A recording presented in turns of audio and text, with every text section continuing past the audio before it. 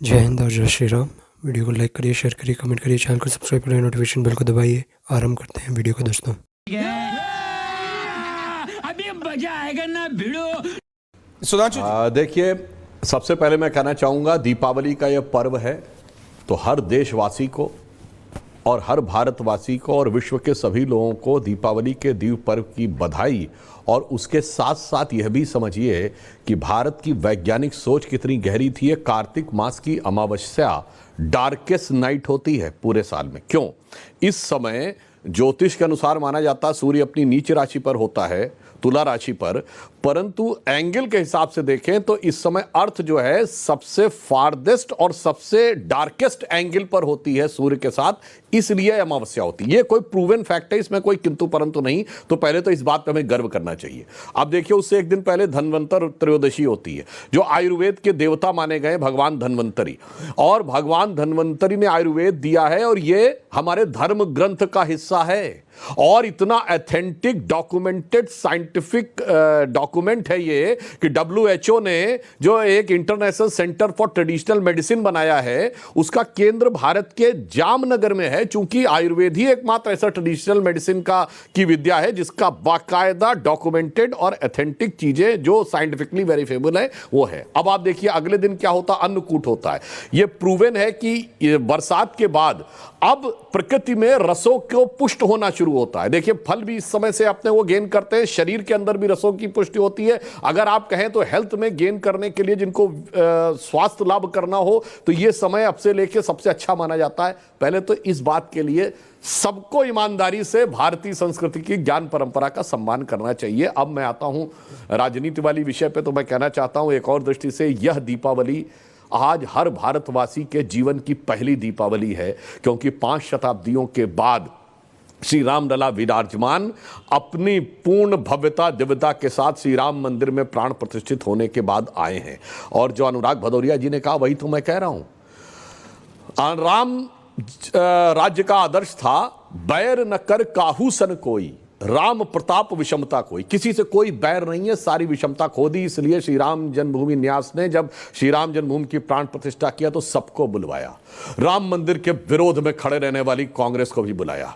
राम मंदिर पर गोलियां चलवाने वाली समाजवादी पार्टी के अध्यक्ष अखिलेश यादव को भी बुलवाया। और बाबरी पक्ष के मुख्य पैरोकार इकबाल अंसारी को भी बुलाया, जो जीवन भर 2 पीढ़ियों से हाशिम अंसारी और इकबाल अंसारी लगे रहे, उनको भी बुलाया।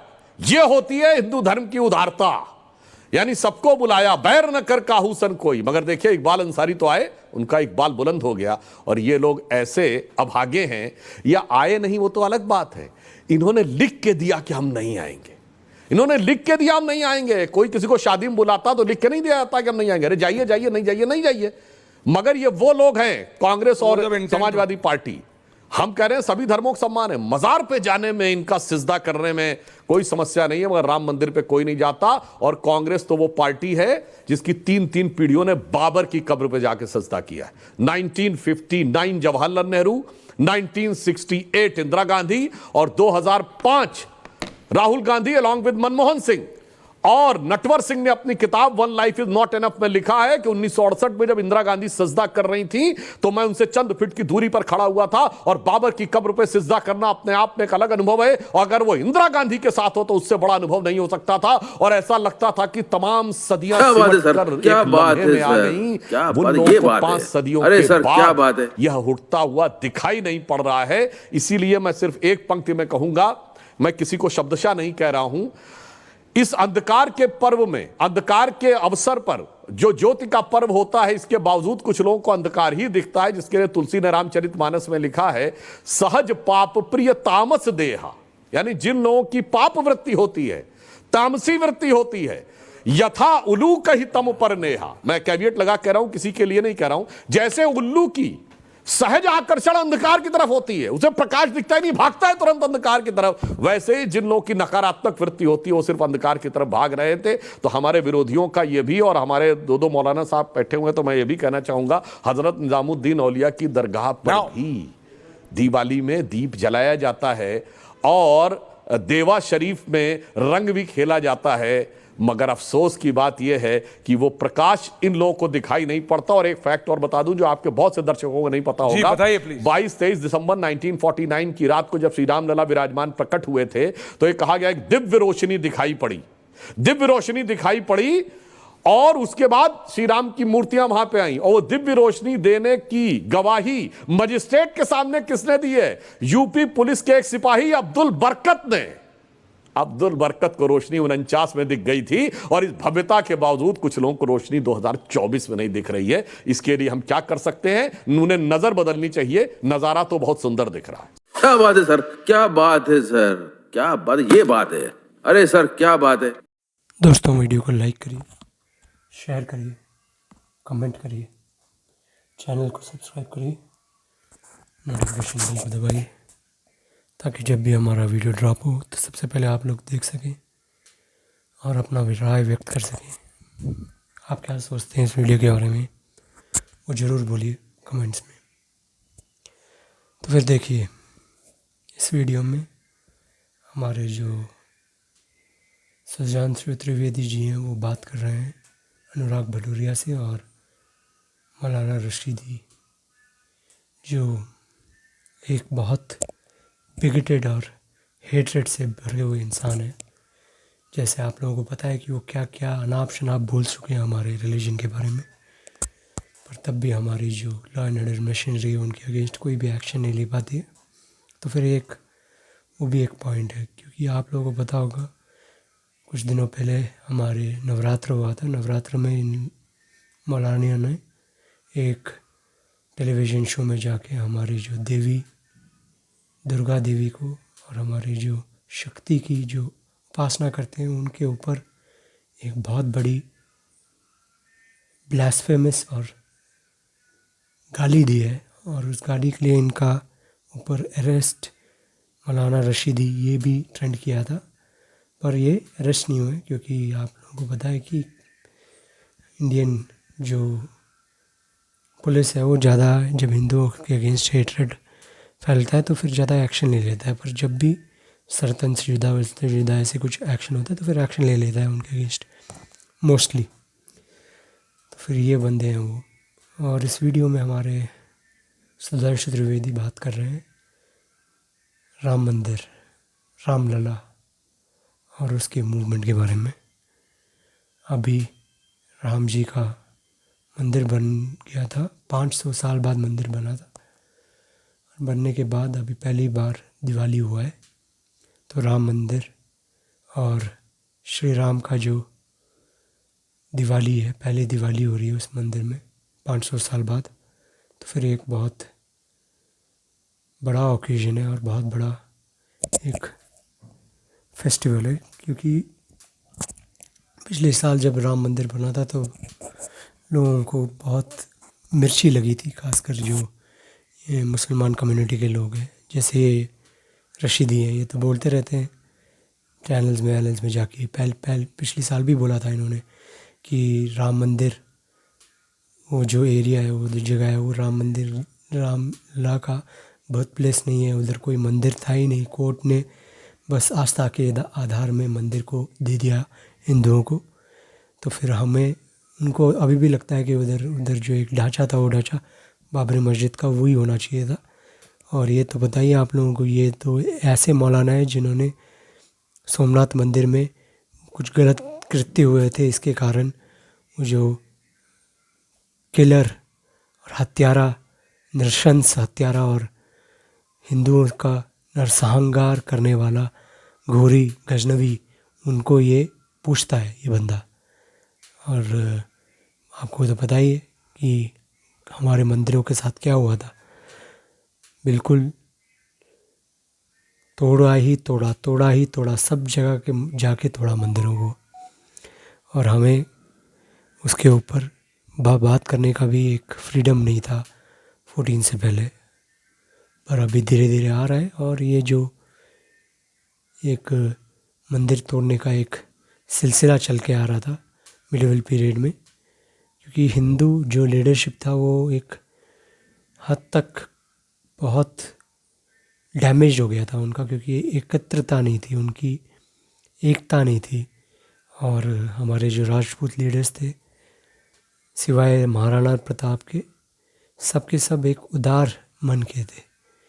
उनको लगता था कि वो अपना जो उदारता जो हिंदू और हिंदुस्तान के जो राजाओं को दिखाते हैं वैसा उदारता इन लोगों को दिखाएंगे तो फिर ये लोग भी ऐसे एक्सपेंशनिस्ट मोड में नहीं जाएंगे। वो लोग भी अपना जो किंगडम है उधर तक ही क्षेत्रवाद तक रहेंगे और भी बढ़ाने की कोशिश नहीं करेंगे। तो फिर पृथ्वीराज चौहान ने हरा दिया था पर उसको फॉलो नहीं किया और उसको हराए दूसरी बार हराने में नाकाम रहे, क्योंकि एक जो गलती की माफ़ करने की, वो माफ़ करने की गलती बिल्कुल भी नहीं करनी चाहिए थी। हमारा हिस्ट्री में खासकर मिडिवल पीरियड में एक अजीब सा एक जो नाइटशिप, एक सेल्फ राइचियस इंडिग्नेशन जो था, एक शत्रुबोध नहीं था, जो शत्रुबोध हमारे चाणक्य जी के पास था। उनकी जो नीतियाँ थी वो ऐसी जो हाई स्टैंडर्ड्स है ना, बिल्कुल हम बिल्कुल अलग हैं। हमारा जो जब एक बंदा निहत्था होता है उसको वो मत करिए, रात को मत लड़िए, ऐसे ऐसे जो रूल्स हैं वो रूल्स को मानते नहीं थे। बोलते थे कि अगर आपको सभ्यता को कायम रखना है, खासकर निशंस लोगों के खिलाफ, और अपना एकाधिकार बना के रखना है जगह में, तो फिर आपको सब ऑप्शंस को लाग रखना पड़ेगा और डरना नहीं पड़ेगा। और साम दाम दंड भेद, पीछे हटना है जब पीछे हटोगे।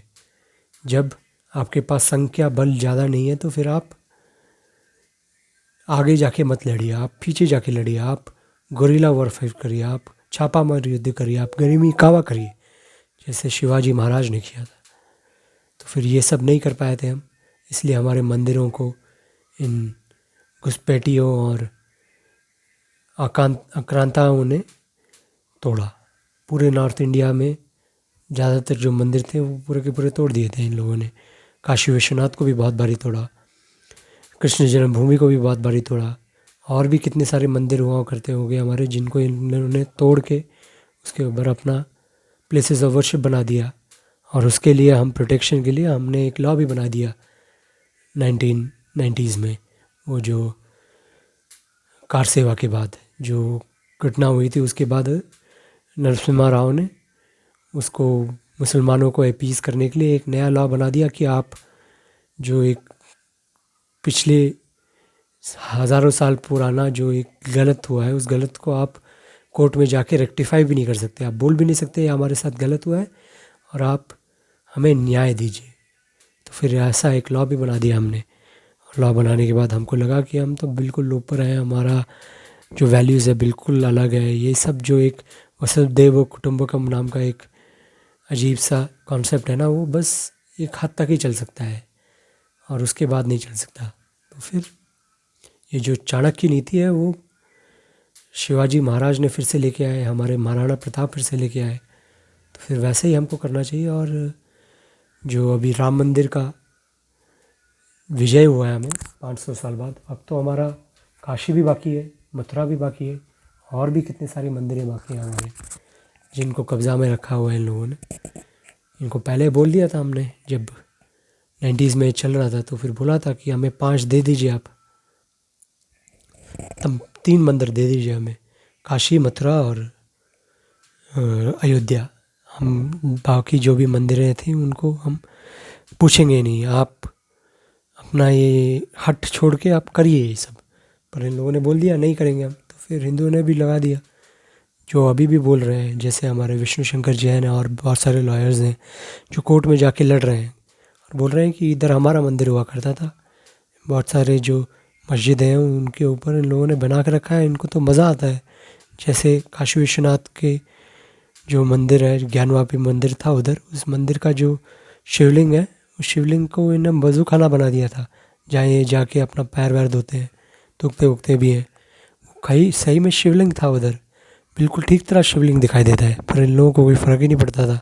उनको लगता था कि ये एक बुत पूजा कर रहे हो आप लोग, और बुत पूजा को हम ऐसे ही घृणा से देखते हैं लोग। और घृणा से देखने के कारण हमारी जो हिंदू समाज है उनको पता भी नहीं चला इतने सालों से। एक वक्त में पता चला तो फिर कोर्ट में जाके पता चला और विष्णु शंकर जैन का उसमें बहुत हाथ था। तो फिर इसके लिए भी 500 साल वेट मत करिए आप लोग, और बीजेपी को प्रेशराइज करना चाहिए कि ये जो लॉ है प्लेसेस ऑफ वर्शिप एक्ट, इसको भी हटाइए। जैसे वक्फ बोर्ड को आप अमेंड करने की कोशिश कर रहे हैं, ऐसे प्लेसेस ऑफ वर्शिप एक्ट को भी अमेंड करिए और हटाइए, क्योंकि ये एक सिटीज़न को राइट है कि कोई भी कोर्ट में जाके कुछ भी अपना एक केस दायर करे। तो फिर ये सब नहीं होना चाहिए। तो देखते हैं क्या होता है आगे आगे, क्योंकि ये बहुत एक्साइटिंग सा इलेक्शन होगा। और वीडियो को लाइक करिए, शेयर करिए, कमेंट करिए, चैनल को सब्सक्राइब करिए, नोटिफिकेशन बेल को दबाइए। हर हर महादेव, जय श्री राम, जय हिंद, जय शिवाजी, जय भवानी। टेक केयर दोस्तों।